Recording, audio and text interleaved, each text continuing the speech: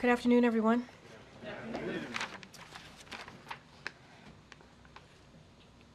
So today is a solemn day and a day of remembrance. 1 year ago, on October 7th, Hamas launched a heinous attack against Israel. On a day that was supposed to be a joyous Jewish holiday of singing and dancing, Hamas terrorists streamed across the border from Gaza into Israel and massacred more than 1,200 innocent people, including 46 Americans at a music festival. They committed horrific attacks of sexual violence. In many cases, these terrorists recorded their acts of barbarity and carnage, chilling, documenting the unspeakable atrocities they committed for others to see. This morning, the President and the First Lady lit a yahrzeit candle to remember all those who were massacred by Hamas in what was the deadliest day for the Jewish people since the Holocaust. The President and the First Lady were joined by Rabbi Aaron Alexander of Adas Israel Congregation for the candle lighting in remembrance of the victims of the October 7th attacks. The rabbi recited "God full of mercy," a Jewish prayer for the soul of a person who has died. It is recited during burial services and memorial services. Rabbi Alexander is a family friend of the Goldberg Poland family. Hirsch Goldberg Poland was abducted by Hamas on October 7th and held hostage for almost 11 months until he was murdered by Hamas. The President also issued a statement mourning those who were killed and recognizing the more than 250 innocents, including 12 Americans who were taken hostage. The President has met with many of their families and grieved with them. As he said this morning, they have been through hell. So many families have lost loved ones on October 7th and will never be the same. President Biden and Vice President Harris have stood strongly in support of the people of Israel, and they made clear again today they are fully committed to the safety of the Jewish people, the security of Israel, and its right to exist. As both the President and the Vice President said, we must bring the hostages home who are being held in Gaza. President Biden continues to work around the clock to try to reach a ceasefire and hostage release deal that would not only bring the hostages held by Hamas home to their families, but also end the fighting and alleviate the suffering of the Palestinian people in Gaza, many of whom have been living in hellish conditions, and enabled a much-needed surge of humanitarian aid in Gaza. As we reflect on the past year and all that has happened since October 7th, we also mourn the loss of innocent life in Gaza, where tens of thousands of Palestinians have lost their lives as a result of the conflict that Hamas terrorism has unleashed. President Biden will never stop working to end the suffering of all people, and he continues the work to build the conditions for a lasting peace in the region so that after this conflict is over, Israelis and Palestinians can live securely side by side in a lasting peace with equal measures of safety, opportunity, and dignity. Now, moving on to the Hurricane Helene. President Biden and Vice President Harris continue to use every tool available to help communities devastated by Hurricane Helene. Over the weekend, President Biden ordered another 500 active duty troops to move into western North Carolina, in addition to the 1,000 troops the president previously ordered to deploy to the state. This is on top of the more than 6,100 National Guardsmen and over 7,000 federal personnel, all working together with their state and local counterparts to help people begin their road to rebuilding. Over the last few days, the administration has contacted nearly 450 state and local officials across the region to offer further support. And to date, this administration has helped thousands of Helene survivors just jumpstart their recoveries, providing over $210 million in direct financial assistance, with more coming every day. As the president has said, when it comes to this whole of government response, we are sparing no resource here. Unfortunately, scam artists and bad faith actors and others who are putting politics over people are promoting misinformation about our efforts, including falsehoods about federal assistance. This is wrong, dangerous, and must stop immediately. Elected officials at every level and on both sides of the aisle have also called for an end to these conspiracy theories. False information following a disaster can discourage people from seeking critical assistance when they need it the most. Everyone, especially those in positions of power, must do everything they can to encourage survivors to register for assistance, not discourage them by allowing these falsehoods to fester. Finally, the president was brief yesterday and again today on the potential impacts of Hurricane Milton, which forecasts to become a Category 5 storm and make landfall Wednesday on the western coast of Florida.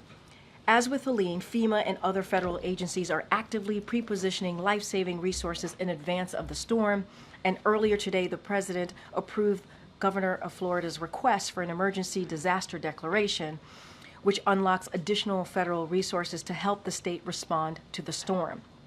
To everyone in the path of Milton, the time to prepare is right now.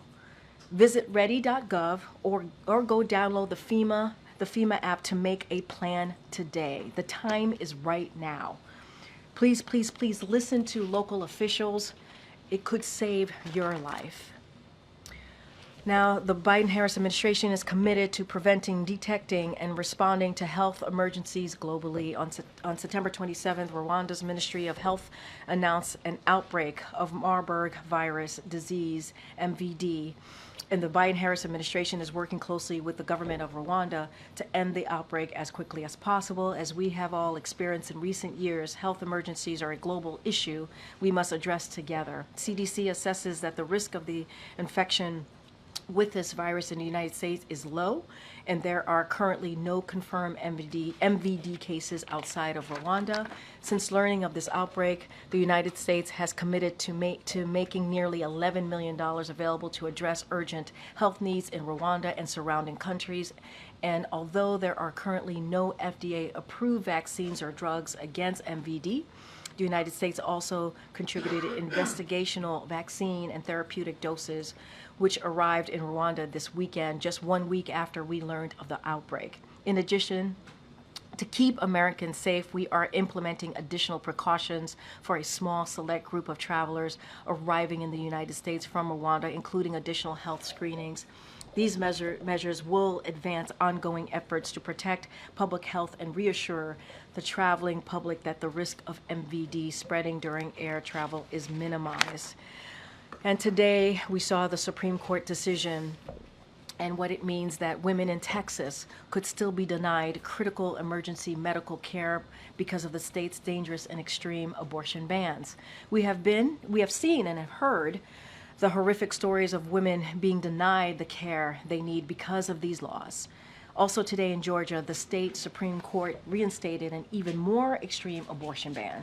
All of these laws were made possible when the former president handicapped 3 Supreme Court justices to overturn Roe v. Wade. They are creating chaos and confusion for women and doctors. The administration has been clear that all patients, including women experiencing pregnancy loss and other pregnancy-related emergency, must be able to access the emergency medical care they need, and that is required by federal law. The stories we hear of women being denied care they need in emergency situation is completely unacceptable. That's why the Biden-Harris administration has taken a number of important steps to make it easier for women to file complaints if they are denied this essential care and investigate and enforce federal protections under EMTALA. But our fight is not over. After the Supreme Court's order earlier this year, HHS issued a letter reminding hospitals and provider associations of their obligations under EMTALA, including providing abortion care as a necessary stabilizing treatment. We will continue to make those obligations clear. We will also continue to fight Republican elected officials' extreme agenda. And we'll continue to enforce federal law, support hospitals complying with the obligations, and defend the administration's longstanding view that women have the right to access the emergency medical care that they need. And with that, Amr, thank you for your patience, y'all. Sure. If I could just follow up on two of your toppers. Yep. First, on the abortion access rulings today. Not much is going to change with the shape of the courts immediately after November. So what other avenues can the administration pursue in the little time that you have left? As you know, when Roe v. Wade was originally overturned because of the Dobbs decision that was done more than 2 years ago, the president and the vice president took action. The president on that same day announced some executive actions that he was moving forward with, obviously with the whole of a government approach here. And so we've taken actions. We've taken this very seriously. I don't have anything to preview to you right this time at this moment, but we're going to take this very seriously, as we have for the past two years. And look, it is important. It is important for people to be very aware of what's at stake here. It is important for us to continue to voice what we're seeing here. Women being denied care and their lives being put at risk. And so we're going to continue to fight. As you know, there's EMTALA. There's other measures that the DOJ is using to protect doctors and also women who are looking for that care that they should be making about their own body themselves. And we're going to continue to call out these extreme agendas that we're seeing from the other side, from Republicans. Look, don't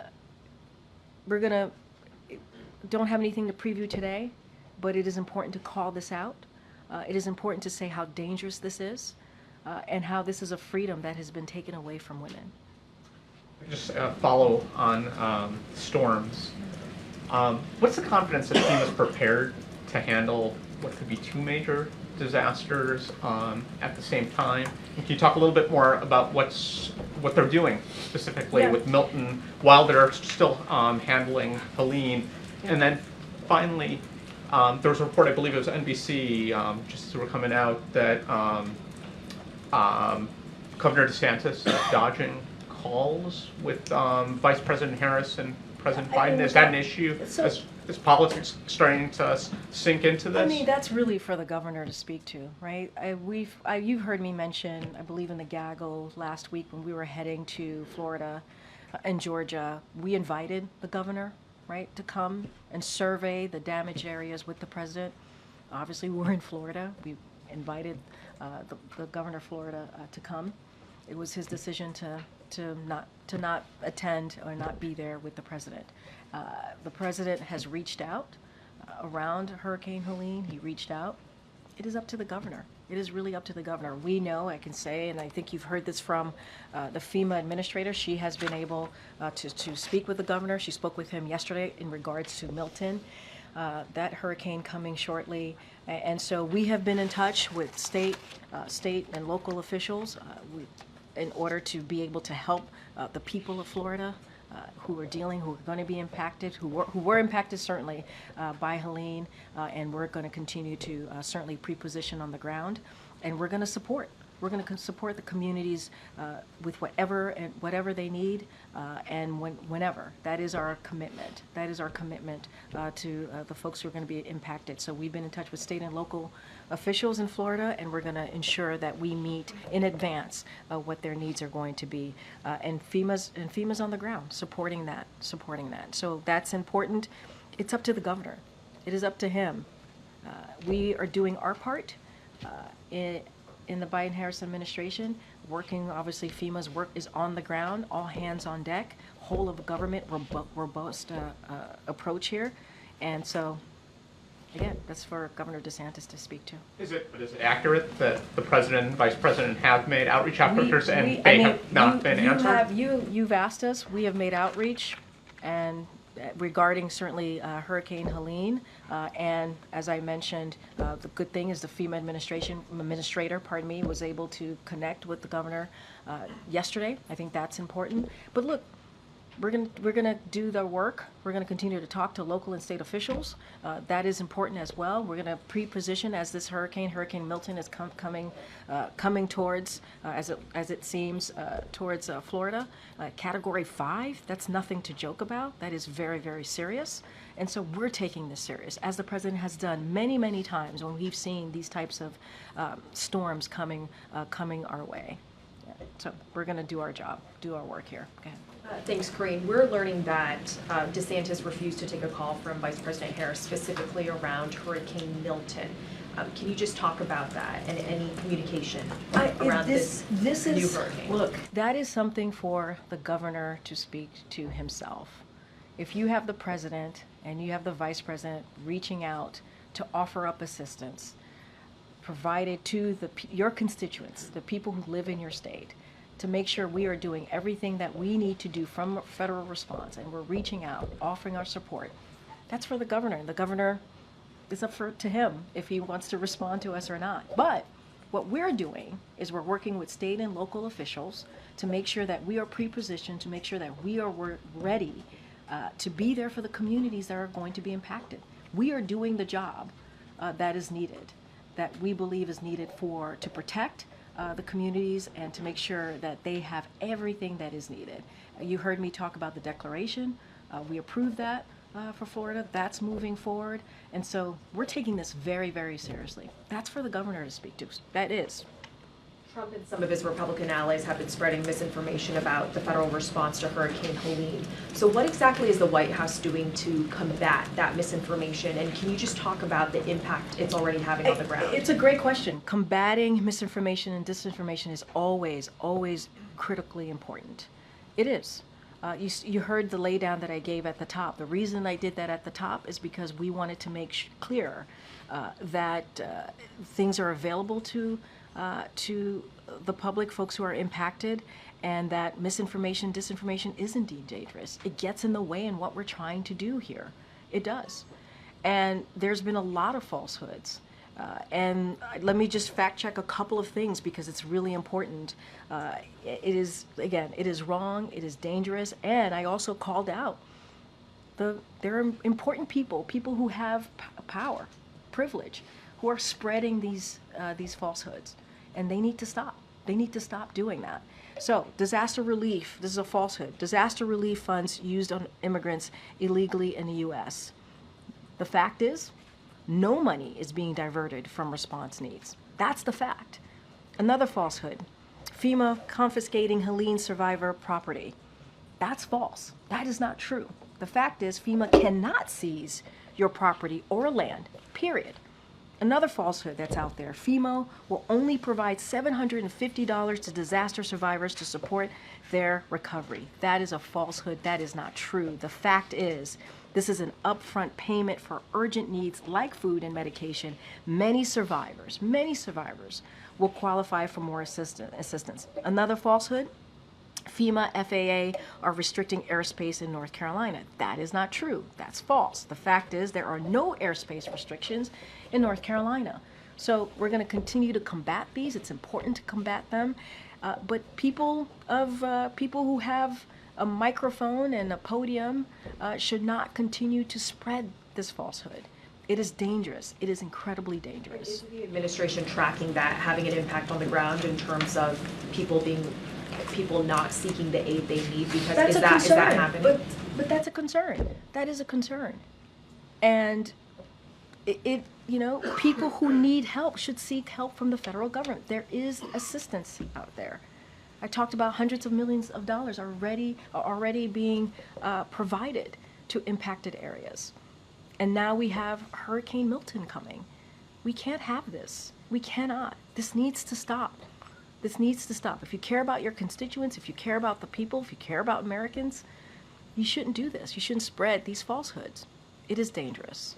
Okay. Karine, did the president get an update from President Herzog when they spoke this morning about the Iranian response? So, just a couple of things on that. And look, the president, what you saw the president do is honor and commemorate lives that were lost, as I said at the top. And the president called President Herzog because he believed it was appropriate person for the president to call to express his condolences. It was a meaningful and important conversation. And so that's what they spoke about. It was focused on commemorating this incredibly sad day. Okay, so there was not a detailed conversation about I don't Iran. have anything beyond that. It was about offering up his condolences and what the Israeli people must be going through right now. Hamas reiterated over the weekend that they see Netanyahu as being the stumbling block to a ceasefire deal. It seemed like the president's own remarks recently in the briefing room here kind of left open the opportunity for taking that analysis away as well. Does the president feel like he needs to speak with Prime Minister Netanyahu? As the president said himself, there will be a call shortly, soon. I don't have anything to preview for you at this time. As you know, you hear us say this many, many times, they have decades-long relationship. And in those conversations that they do have, it's very honest, it's very frank, and that will continue. I don't have anything else beyond what the president stated at this podium on Friday or many times before about this particular issue. Look, we believe the best chance at getting these hostages home is through a ceasefire deal. That's what the president is directing his team to continue to work on, and that's going to be our focus. Okay. Just given the projected path and strength of Milton that you were talking about, is any consideration being given to the president perhaps skipping his trip to Germany and Angola? So the president is monitoring this very, very closely. I just talked about how he's gotten updates about the hurricane and obviously continuing to get updates on what is happening on the ground after the horrible Hurricane Helene. And so that will continue. I don't have anything to share about a change in travels or his schedule. And so certainly if that were to be, we would share that with all of you. Is that something that's been discussed at all, the possibility of What I can schedule? say is that we are monitoring the hurricane, Hurricane Milton. As you just heard me at the top, it's going to be a Category 5. Our job right now is to make sure we make it very, very clear to folks who are on the ground to please listen to local officials, to please be ready and take this very, very seriously. And FEMA and other federal agencies are preparing or pre-positioning on the ground to offer up assistance and to be ready for when the hurricane hits. I just don't have anything to share about any change in schedule. Just a quick question on the Middle East. Is the White House currently doing anything to actively push the Lebanon ceasefire proposal that you all announced a few weeks ago? So look, what I can say is that look, when it comes to the proposal that you just stated, that the 21-day proposal, what we believe is ultimately, and the Israelis have said this themselves as well, is that there needs to be an agreement that allows civilians to safely return to their homes on both sides of the border over the long term. So we're going to be having regular consultations with the Israelis, with the Lebanese, and others regarding the right moment to press for such an agreement. But ultimately, that's where we need to be in order for both sides, civilians on both sides, to return home. When you say you're looking for the right moment to make a push for that proposal, are you saying that moment is not now, that you're not actively I mean, we are pushing in for that regular moment? conversations. As I said, we continue to have those discussions with Israelis and the Lebanese on this particular issue. We believe that we need this. We need to have a space. You heard me speak about this, to have some space, some diplomatic dialogue in order to get there. And so, that's what you would need, is a ceasefire in order to get there. We're going to have those conversations, and we're certainly, when the right moment to press for such an agreement, we will do so. But the conversation, those discussions continue. Okay, but it would be correct to say that the White House is not currently actively pushing on that proposal? What I can tell you is we continue those consultations with the Israelis and the Lebanese. That's what I can share. Go ahead. Karine, following up on the president's trip, can you just explain a little bit why the president is taking these trips now when there's less than a month before the election? What is he trying to accomplish? I mean, look, you've heard us talk about the importance of this travel. He's going to be going to Germany, obviously, and also Angola. The president's certainly looking forward to that travel. And I would say that, we, as it relates to, I mean, each of them is very different than the other. But we think it serves as a powerful symbol of the U.S.-Germany partnership as you think about the German piece of this trip and our close cooperation on the world's most pressing challenges. And so, and to ensure our people have every opportunity for safety and prosperity. And what this visit is going to do, it's going to underscore the deep commitment and that transatlantic security, resolute support. If you think about Ukraine and the self-defense of Ukraine, that's going to be a big part of this visit and continuing that support, continuing to do everything that we can to stop the Russian aggression. And so that is going to be certainly a big part of that. Continuing contributions to meet the NATO pledge also. It's going to be a big component of that. And so this is important as we see what's going on in Ukraine, as we continue to see Russia's aggression, to have that conversation. You have seen the president's leadership when it comes to Ukraine and what he's been able to do to make NATO stronger, to have more than 50 countries support Ukraine in their fight against that aggression of Russia. And so that's a big part, certainly will be a big part of that trip. And when it comes to Angola, there's going to be a bilateral meeting that the president will have. And this speaks to the U.S.-Africa relationship that we want to continue, that we want to strengthen. And so that's what you're going to see. They're very two important relationships that is very much connected to what this president has done over the 3.5 years, if you look at his global leadership, and the president's so very much looking forward to. Let me put it this way. Yeah, sure. He could have taken these trips after the election. I mean, he could have taken them in December or January before he leaves office. So what is so urgent about There's this not- moment that he needed to do it in October? I appreciate that, but there's not a lot of time. There really isn't. 3 months is going to fly by. There's not a lot of time.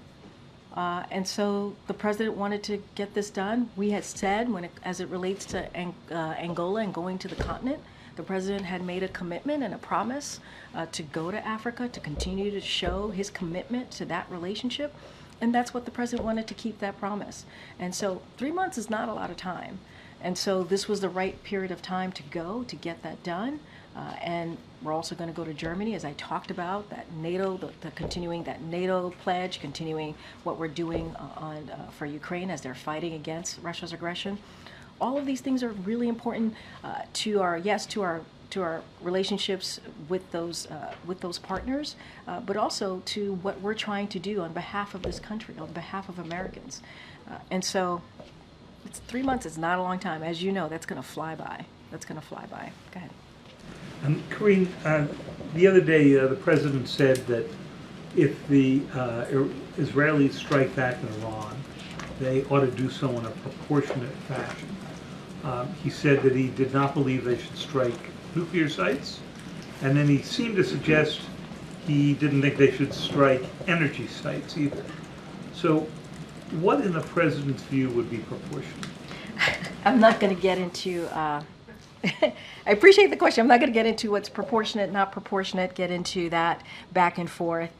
What I can say is we are continuing to have discussions with the Israelis about their response, obviously responding to Iran's attack, almost 200 missiles, right, that went flying into Israel, that we were able to, obviously at the president's direction, with the military being, the U.S. military aiding in the defense of Israel, which the president was really proud to be able to have done that. Our commitment continues to be very clear on Israel's security. That's ironclad. Those conversations continue. I just don't have anything to add beyond what the president stated. From the best we can tell, the president hasn't spoken with Prime Minister Netanyahu since around August 21st. That's a long time given the degree of high activity the Israeli forces have been involved in. And it would seem to suggest that at this point they don't have a whole lot to say to each other, but tell us why you think they've gone that long. So look, I would say this. In the past year, the president and the prime minister have spoken more than a dozen times in the past year. And they've seen each other, as you know. I think you might have been with us at those moments when they've seen each other. And we have said, the National Security Advisor has said this, the president said this himself, during, especially as you said, during these past week or so, in these high-stake moments, if you will, the president's team has been in touch regularly, practically daily, with the Israelis government. And so we've been in close communication and close contact, and that continues. That has been the case for the past year. And so that's certainly going to continue. And look, the president is going to speak to the prime minister. He has said that. And once we have a call to speak to, we will certainly do that. Okay, John. Thanks, Karine. When the president came here into the briefing room late last week, he said that he expects the election will be free and fair, but he also said, I don't know whether it will be peaceful. What can the administration do? What is the administration doing proactively to prevent that possibility of the election not being peaceful in any way, either leading up to November the 5th or in the aftermath? So look, I'm not going to get into specifics from here. I think the president was asked a question and he answered it very straightforward and very directly. And I think the president and myself and many others has spoken to what we saw on January 6th of 2021. And so obviously there's always concerns. But not only that, you know that Americans care about our democracy. They care. They care about preserving and protecting the democracy. And I think that's something this president has promised to do, and will continue to do this in his remaining couple of months in this term. I'm not going to get into specifics here. I think the president, as I said, was asked a question. He answered it directly. But he also said, I think this is really important, that he believes this is going to be a free and fair election. So I'm going to leave it there. I'm not going to get into details. Separately, in regards to the relationship or lack of a relationship between the governor of Florida and the leadership of this administration, does it make a coordinated response to tropical weather that much more difficult if the governor is not speaking to the vice president or to the president? So here's what I can say. We have been talking to state and local officials on the ground, and I think that's important. Over 15 local officials from communities along the likely path of the storm as we think about Hurricane Milton. And so we have FEMA on the ground. Administrator Criswell is going to be in Florida if she's not there already, assisting, guiding, providing that help. She has spoken. She spoke to the governor yesterday. And so, look, we're going to do our job. We're going to do what we need to do to make sure communities have what they need as this hurricane is coming our way. And potentially category 5. And so that's not going to stop the federal assistance. That's not going to stop the job that this president wants to see his team do. We're going to have a robust all of government, if you will, federal response to this. And you have seen that. You've seen that over the last 3.5 years. When it comes to these natural disasters, we are going to make sure that we are there for the American people. And anything else, I would have to leave it to the governor, to his actions, to how he wants to move forward in this. That is for him. That is a question for the governor. Go ahead, Karen.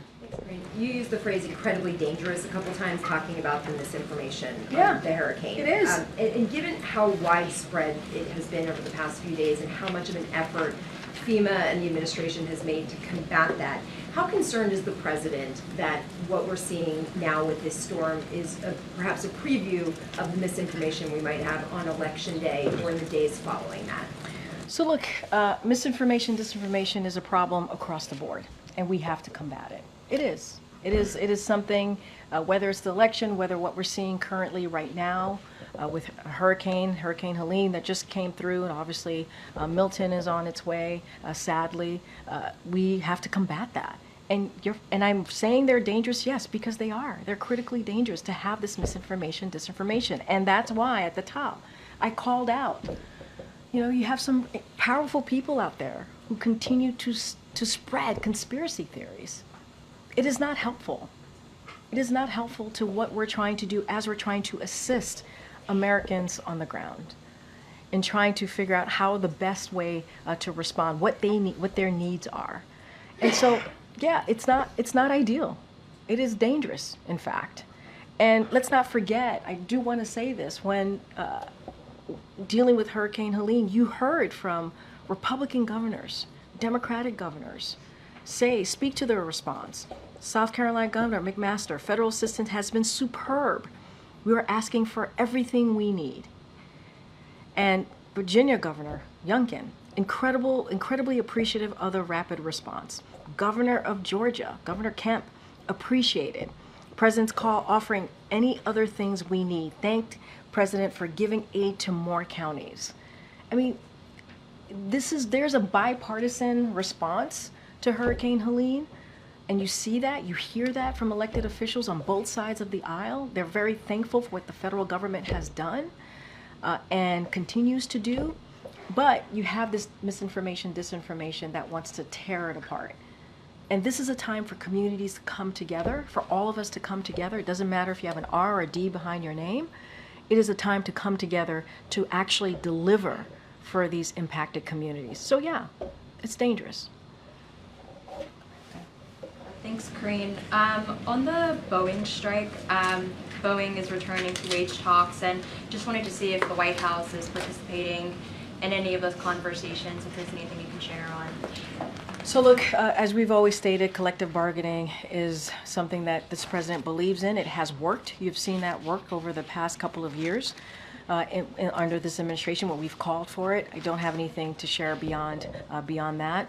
We always believe that it is important for both sides to come to the table in good faith and to make sure that the workers, certainly get their fair share. And on the upcoming foreign travel, you mentioned that the trip that Biden is going to Germany and Angola, but you were asked if it was being talked about maybe being pulled down. Just wanted to clarify that the trip is happening.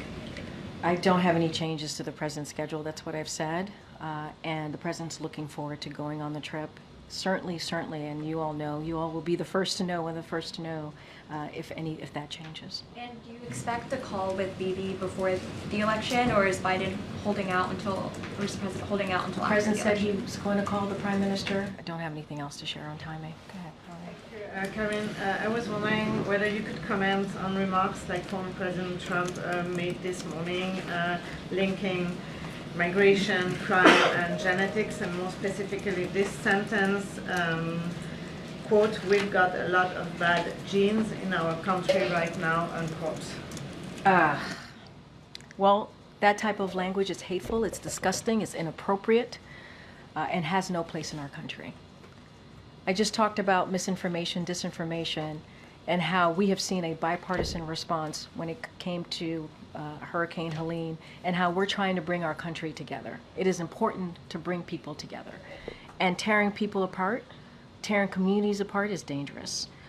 And this comes from the same vile statements that we've heard about migrants being poison the blood.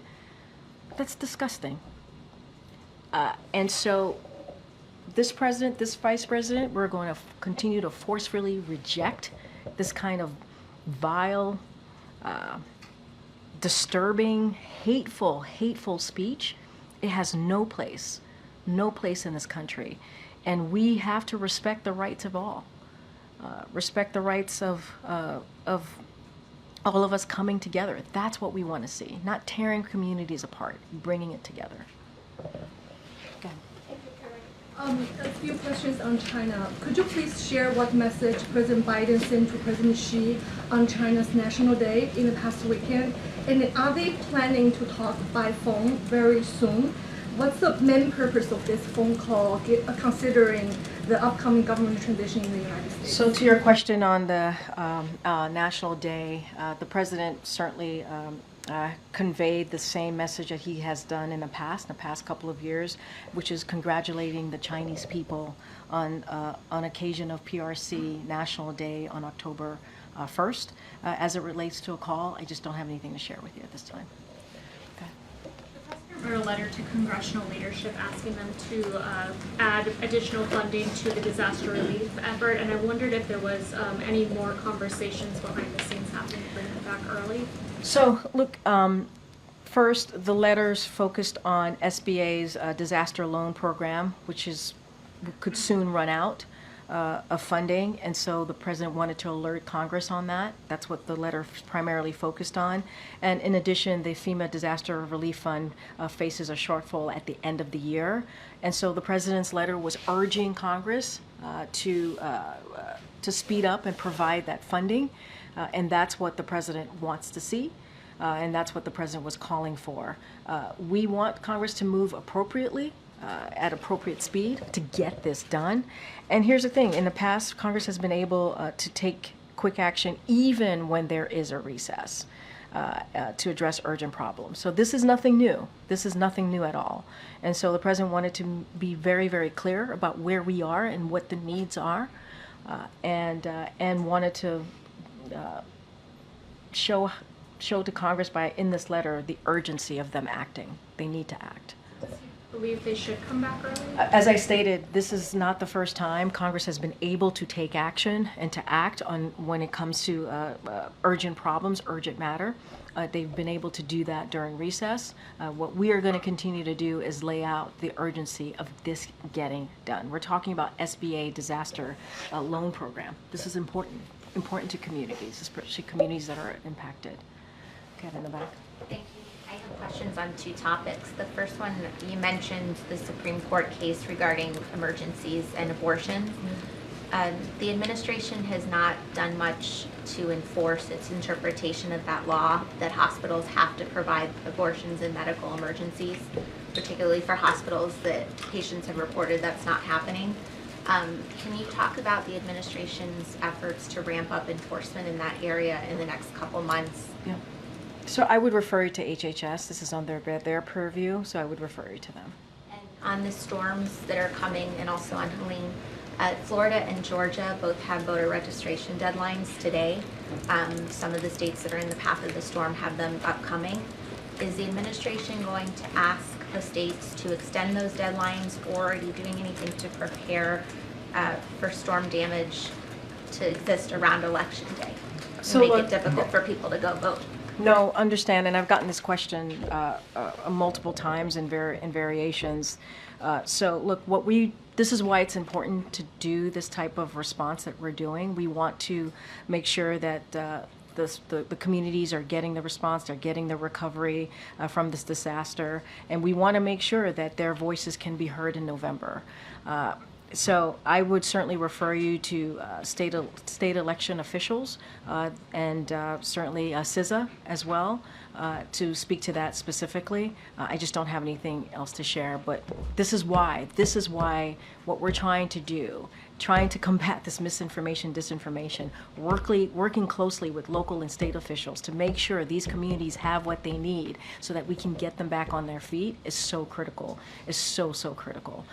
As it relates to that specific question, I would have to refer you to the state. Are you seeing misinformation about the storm and voting, or just the storm What I'm response saying in is that general? misinformation, disinformation. I'm speaking to our response on the ground, right? We're trying to get funding on the ground. We're trying to make sure that people who have been affected can reach out to FEMA, can reach out to federal government asking for assistance, and that is something that's really important, and that's the misinformation, disinformation that I'm speaking to. And so what our focus is making sure that that recovery, that response is getting to communities, because we want to make sure that the communities, they're able to have their voices heard in November. Thank you. Okay. Yeah, go ahead. Thank you, Karine. Congratulations on the promotion. Thank you. You're not leaving us in the briefing room, are you? Unless you want me to. Do you want me to leave the No, room? sure don't. All right, okay. So the arms dealer that President Biden freed in a prisoner swap, Victor Bout, is now, according to the Wall Street Journal, selling weapons to the Houthis. Does President Biden think that is a problem? So look, a couple of things. I can't confirm that report today, I believe in the Wall Street Journal. I do want to put out a couple of facts here that is important to note.